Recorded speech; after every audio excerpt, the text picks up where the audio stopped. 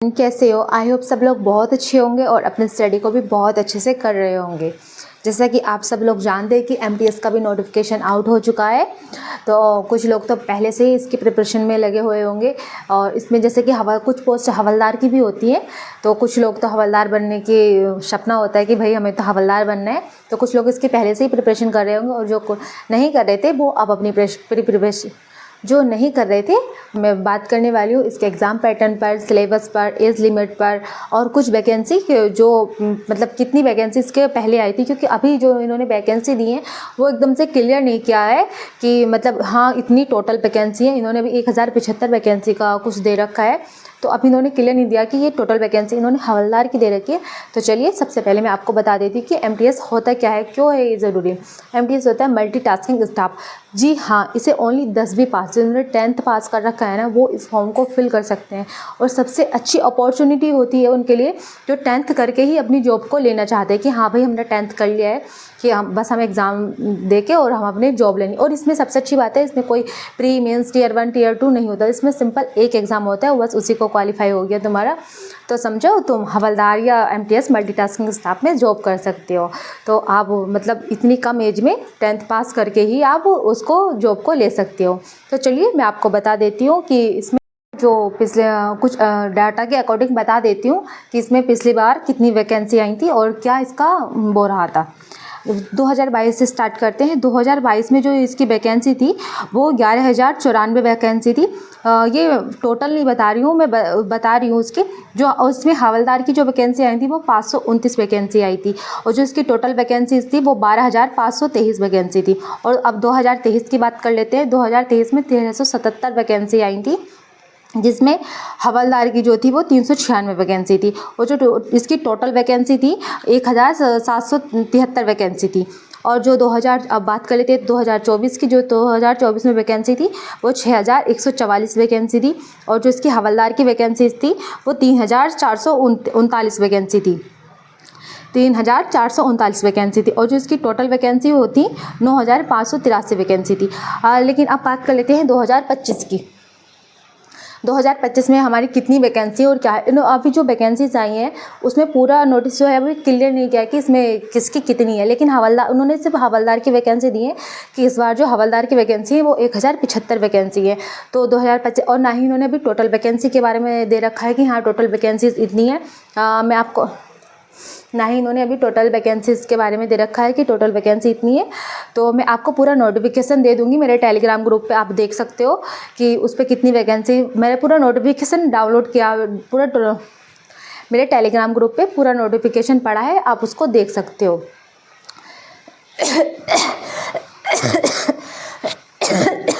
तो चलो ये तो हो गया हमारा पिछले बार के वैकेंसीज़ के अकॉर्डिंग डाटा। अब बात कर लेते हैं इसकी अब बात कर लेते हैं इसकी इम्पोर्टेंट डेट्स के बारे में कि हमारा जो एग्ज़ाम फॉर्म फिल डेट कब से कब तक रहने वाली है। तो हमारी एग्ज़ाम फॉर्म फिल जो रहने वाली है वो 26 जून से 26 जून से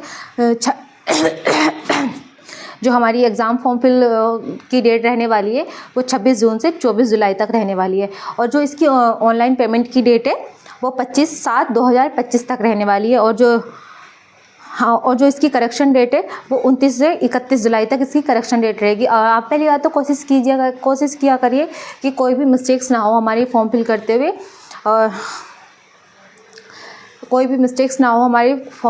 चलो अब बात कर लेते हैं कि इसका एग्ज़ाम कब होगा। जो इसका एग्ज़ाम होगा वो 20 सितंबर से 24 अक्टूबर के बीच में होगा।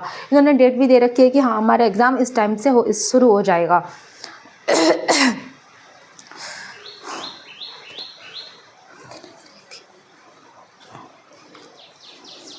जो एग्ज़ाम की भी बात हो गई कि हमारा एग्ज़ाम कब से कब तक रहने वाला है। और अब बात कर लेते हैं एग्ज़ाम फ़ी की। एग्ज़ाम फ़ी देखो, जो जनरल EWS OBC वाले इनकी जो मेल है इनकी जो फ़ीस है वो 100 रुपीज़ है। और जो फीमेल है इनकी कोई भी फ़ीस नहीं लगती है। ए भगवान, आज क्या हो रहा। चलो अब बात कर लेते हैं इनकी एग्ज़ाम फ़ी की। जो जनरल EWS और OBC के अकॉर्डिंग अंतर्गत आते हैं उनकी जो फ़ीस है वो 100 रुपीज़ है। और जो फीमेल है उनकी कोई भी फ़ीस नहीं लगने वाली है।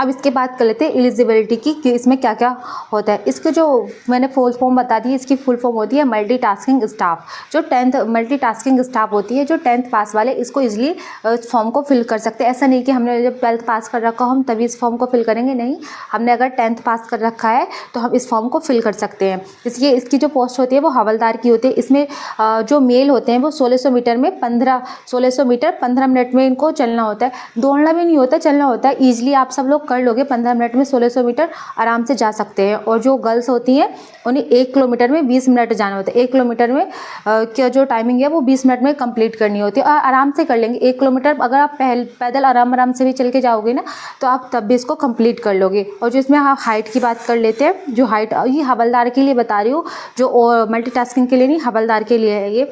जो इसमें उसकी मेल की जो हाइट मांगी है वो 157 सेंटीमीटर 157.5 सेंटीमीटर मांगी है मेल की। और जो वुमेन्स है उनकी मांगी है 152 सेंटीमीटर फीमेल की है ये। और जो इसमें चेस्ट होता है मेल का 81 से 86 सेंटीमीटर होता है। और मेल के लिए और फीमेल के लिए कोई भी क्राइटेरिया नहीं होता इसका। जो मेल की जो चेस्ट होते हैं, जो उनको फुला के करना होता है वो 81 से 86 सेंटीमीटर के करना होता है। अब बात कर लेते हैं एज लिमिट। एज लिमिट जो मांगी इन्होंने 1/8/2025 तक, यानी कि आप 18 के हो गए हो और 25 से ज़्यादा ना हो और 18 से कम ना हो।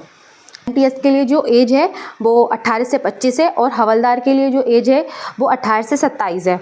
SC और SC ST वालों के लिए 5 ईयर की छूट है और OBC के वालों के लिए 3 ईयर की छूट है।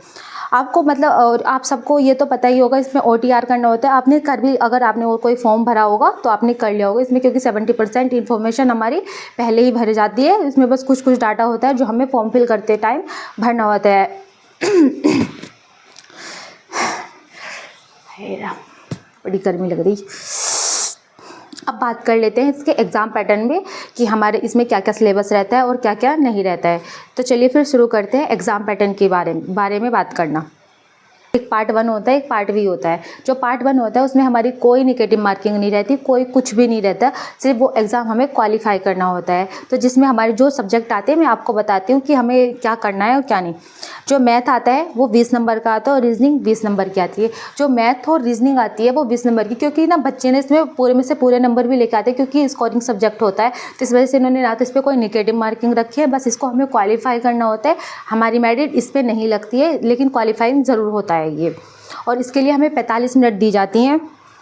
पार्ट 2 होता है, उसमें आती है हमारी GK और इंग्लिश, जो कि 25 नंबर की होती है और इंग्लिश भी हमारी 25 नंबर की हो रही है। मल्टीप्लाई 3 तो 75 यानी कि ये 150 नंबर का होता है। और जो पार्ट 1 होता है वो हमारा 120 नंबर का होता है। तो 120 नंबर पे हमें कोई भी मतलब निगेटिव मार्किंग नहीं मिलती है, और मतलब निगेटिव मार्किंग होती नहीं है, बस हमें वो क्वालिफाइंग करना होता है। लेकिन जो 150 नंबर का होता है यही हमारा मेन होता है, इसी पर हमारी मेरिट लगती है और इसी से हम सिलेक्ट होते हैं कि हमें किस चीज़ के लिए क्या करना है होता है। मैंने बताया GK GS और इंग्लिश का जो 25 नंबर का होता है, मल्टीप्लाई 3 तो एक क्वेश्चन 3 नंबर का होता है, तो 75 150 हो गया। तो ठीक है, अब जो हमारी मेरिट लगेगी वो इसी पे लगेगी पार्ट 2 पे, और हमारी जो नंबर आएगा तो वो भी इसी पे आएगा।